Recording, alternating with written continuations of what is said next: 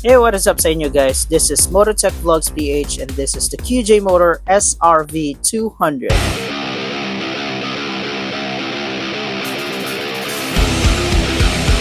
After the warm reception of the riding community to the SRV 400 from QJ Motor, this new cruiser bike is up for grabs. Ito na siguro yung perfect cruiser bike to go around the busy roads of the metro. Meron itong single-cylinder 197cc engine and a 5-speed transmission system. Kaya kung hindi ka naman racing, etong SRV 200 will surely give you the best cruising experience. With a maximum power of 12.7 horsepower at 7,500 RPM and a maximum torque of 13.9 Newton meter at 6,000 RPM. You will get the right power for a 200cc cruiser. Tapos sasamahan mo pa ng 14.7 liter tank capacity. Kaya talaga namang malayo ang mararating mo dito sa SRV 200. And if you'll notice, the wheelbase is 1,443mm. And ang seat height niya is 720mm lang. So abot na abot mo to kung 5'4 ang height. Weighing only 152 kilograms, handling this bike will not be a struggle for many Filipino riders. And just like the other cruiser bikes, nasa kanan ang kanyang susian. Top it all up with the full LED and digital panel. Talaga namang magiging head turner to. Siguro napansin ko lang dito napakalaki ng side mirror niya at napakahaba. And napansin ko rin na yung stoplight niya is integrated to its signal lights. Well, for me, hindi to magandang idea dahil kapag nag-right turn ka as shown in the video, parang kinakain na nung stoplight niya yung amber light. Siguro maganda kung hiniwalay na lang nila yung stoplight. Here's the front view of the motorcycle. It actually reminds me of something, yung Suzuki Mola, natatandaan nyo pa yung mga ginagawang tricycle dati. Looking at the dashboard, makikita mo dito yung gear indicator, yung kilometer per hour, odometer, and also the RPM. What struck me the most is itong full digital panel. Has a technology na kahit under direct sunlight, pwede mo pa rin siyang makita. Left handle niya is makikita mo yung the usual signal light, high and low beam, passing light, at saka yung busina.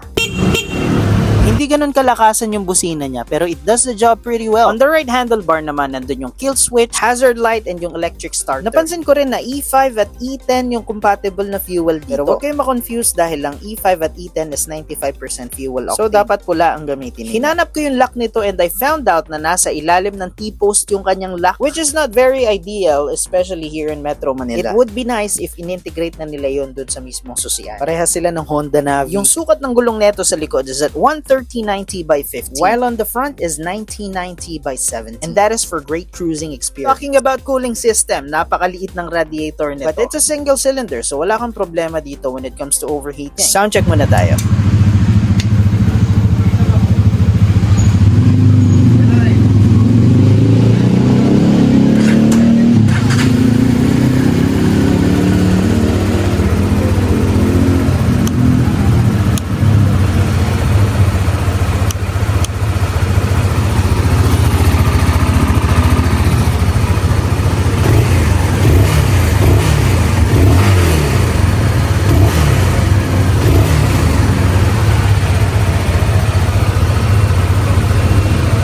Kaya kung naghahanap ka ng murang motor, napakaganda pang cruising at pang forma. Tipong kapag sumakay ka, kamukha ka na ni Jericho Rosales. This motorcycle is priced at 109,900. So ito na ba yung motorcycle para sa'yo this 2025? Subscribe na for more contents like this.